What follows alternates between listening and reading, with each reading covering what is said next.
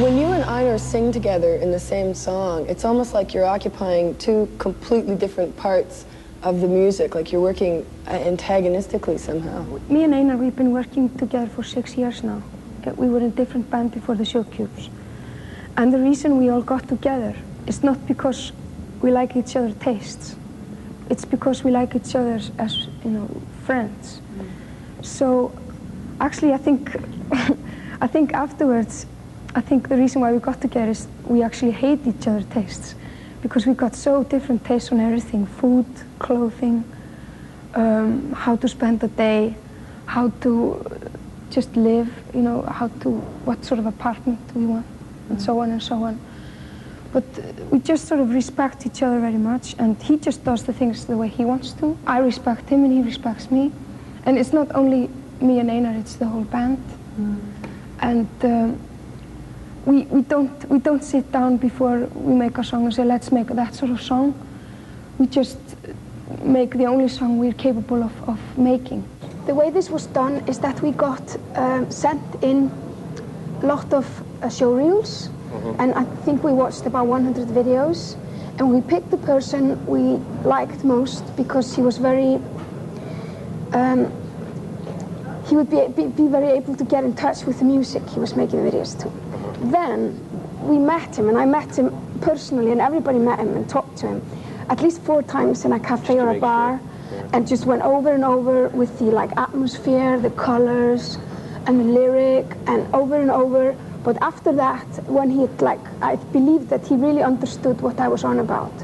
I put it totally, we put it totally in his hands, because it has to be, people have to do what they want to do. If they get too many limitations, it's just like, you know, no fun. So you just did the extreme screening process, and once you were happy with your screening process, you're saying, this is our guy. So you were really involved with it. I guess you've answered my question that way. You guys were the executive producers. Is that fair to say? Let's say we made the map, but he decided where he would go. This wasn't supposed to happen. I was happy by myself. Accidentally, you seduced me. I'm in love again. I lie in my bed, totally still, my eyes wide open. I'm in rapture. I don't believe it. I'm in love. This wasn't supposed to happen. I've been hit with your charm. How could you do this to me? I'm in love again. I lie in my bed, totally still, my eyes wide open. I'm in rapture. I don't believe it. I'm in love. This wasn't supposed to happen. This wasn't supposed to happen.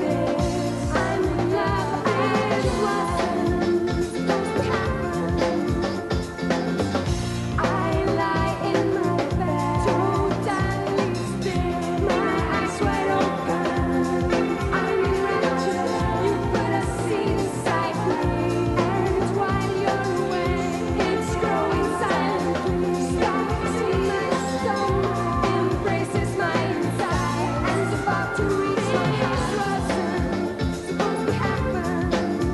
This wasn't supposed to happen.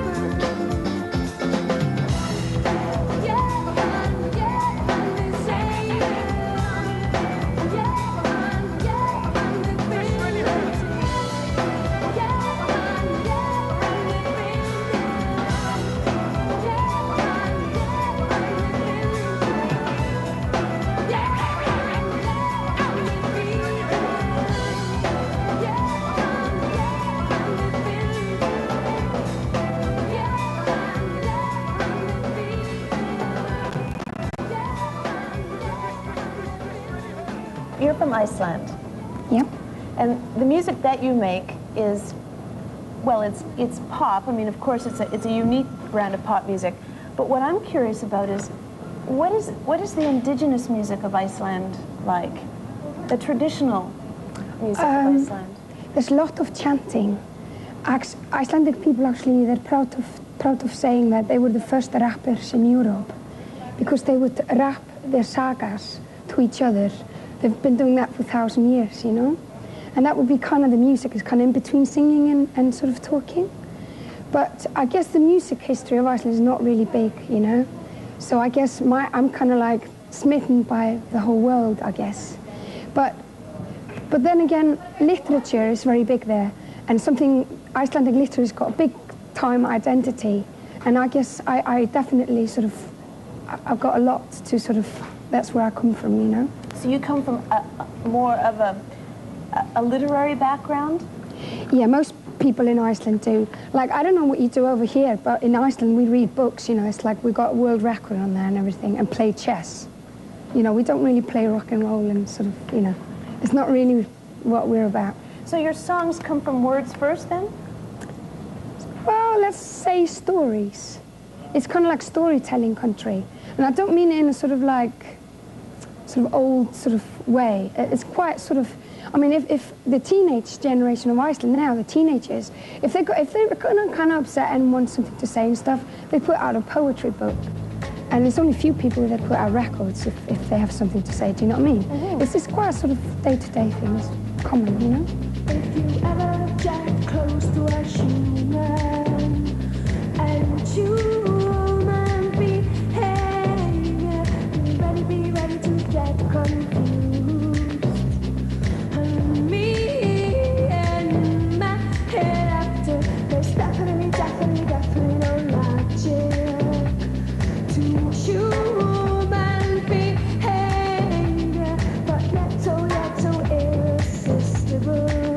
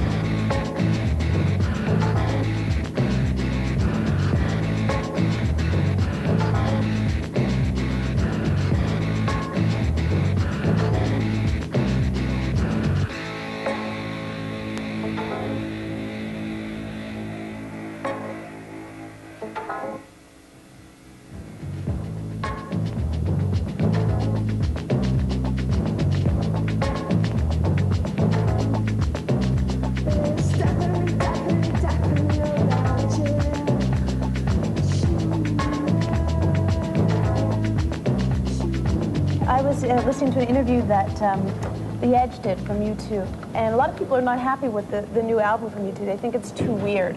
And he said that what U2 is trying to do is develop a new vocabulary of pop music.